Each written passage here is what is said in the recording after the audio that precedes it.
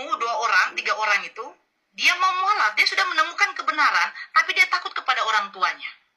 Nanti saya diginiin, nanti begini, nanti jadi begini. Saya berpikir begini, saya balikkan ke 20 tahun yang lalu. Ketika saya sudah menemukan kebenaran, saya tidak berpikir. Saya tidak berpikir. Kalau orang Batak, Bapak pasti keras, betul nggak? Orang Batak itu keras. Ya. Saya berpikir begini, seandainya saya mati, setidaknya saya mati dalam keadaan Islam. Kan begitu ya Bunda ya? Kak ya? Ya. Ketika saya sudah menemukan kebenaran, saya membandingkan agama yang saya anut kemarin, yang kalau saya waktu masih Kristen, saya bandingkan agama yang saya anut sekarang dengan yang milik sebelah. Kenapa Nabi Isa atau Yesus yang saya sembah ini, kenapa orang Islam memuliakan? Kenapa saya harus punya Tuhan itu mati dengan ujuk-ujuknya penebusan dosa? Apakah dosa penting? Dosa itu tidak penting. Dosa tidak penting sama sekali. Yang penting itu amal ibadah. Makanya Allah itu menilai, menimbang sekecil apapun amal ibadah yang kau lakukan itu akan dihitung. Dosa itu tidak penting gitu loh. Jadi kenapa agama saya itu memiliki konsep dosa itu sangat penting, yang dimana dosa itu pada waktu itu dibuat oleh Adam pertama kali ketika dia makan buah. Kalau seandainya kita ya boleh memberontak, kita akan bilang begini, Tuhan, kenapa kamu izinkan Adam memakan buah itu? Yang toh juga kau akan menjadi manusia terus menebus dosa kami. Betul nggak Bunda? Kak E? Betul nggak kan? Tuhan ya. Ya, Tuhan izinkan Adam memakan buah itu yang dimana akan tahu bahwa Adam akan jatuh ke dalam dosa, yang beribu-ribu tahun kemudian datang Tuhan menjadi manusia karena saking sayangnya kepada kita, dia menebus dosa dengan cara mengenaskan. Kan begitu? Nah, makanya ya. itu. Jadi memang ya, perbandingan seperti itu yang membuat saya izin ke orang tua, saya izin ke bos, saya tidak masuk kerja, saya pergi ke tempat yang memang jauh dari rumah itu, kalau nggak salah naik oplet itu 2 kali. Naik oplet itu 2 kali, Kak E. Saya naik oplet 2 kali biar jauh, biar jangan terdengar nama saya tuh, oh di masjid ini ada yang mualaf, anaknya bapak ini. Karena pada waktu itu bapak ya dibilang dia memang seorang ASN yang lumayan lah gitulah namanya, gitu kan. Saya pergi situ, saya ketemu sama orang masjid juga, itu. bapaknya kakak kan? Ya orang kesehatan. Saya tanya, saya bilang, bisa nggak di sini masuk Islam? Saya mau masuk Islam saya bilang.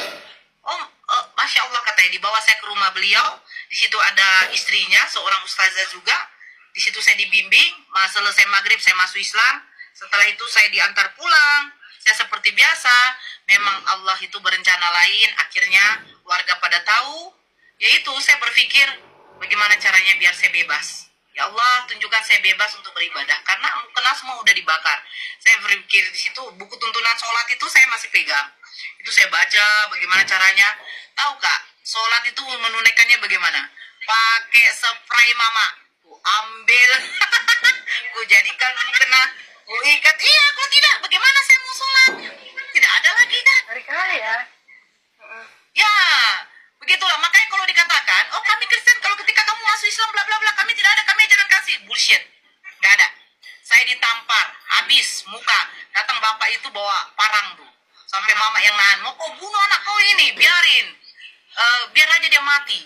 Dia sudah tinggalkan Yesus. Itu bapak itu. Mengerikan sekali.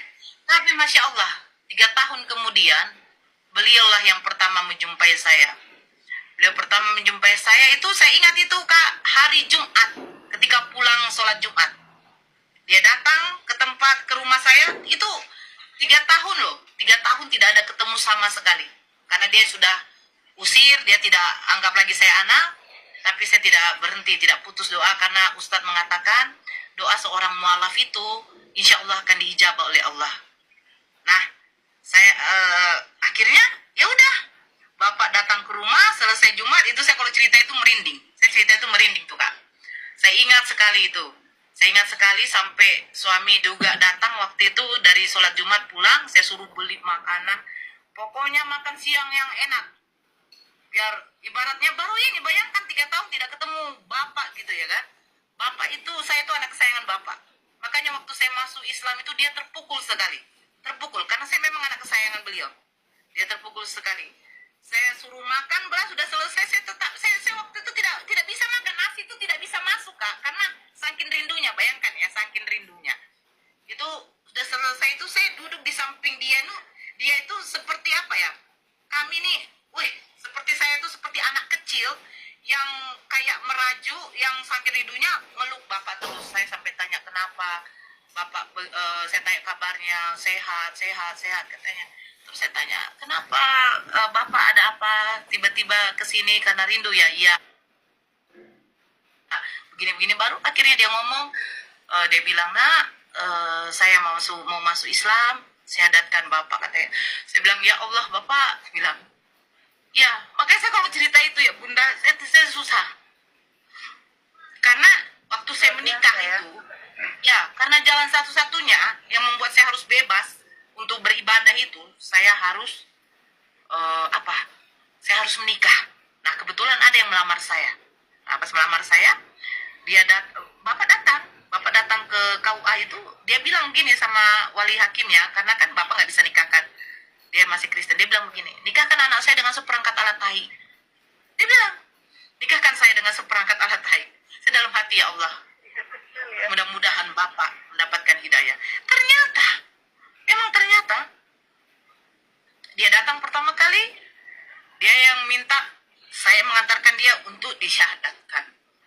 Saya syahadatkan beliau, tidak begitu lama, ya baru ibu saya menyusul, baru adik dengan kakak. My husband come back home. Oh udah datang suami. Iya, how are you? Halo.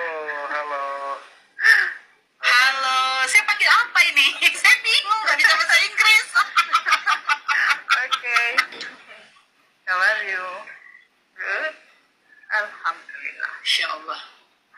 Keren Ya, ya. jadi gitu Kak Nora, aku tuh kan kayak aku bilang tadi, aku waktuku untuk live itu paling ya sebentar gitu kan.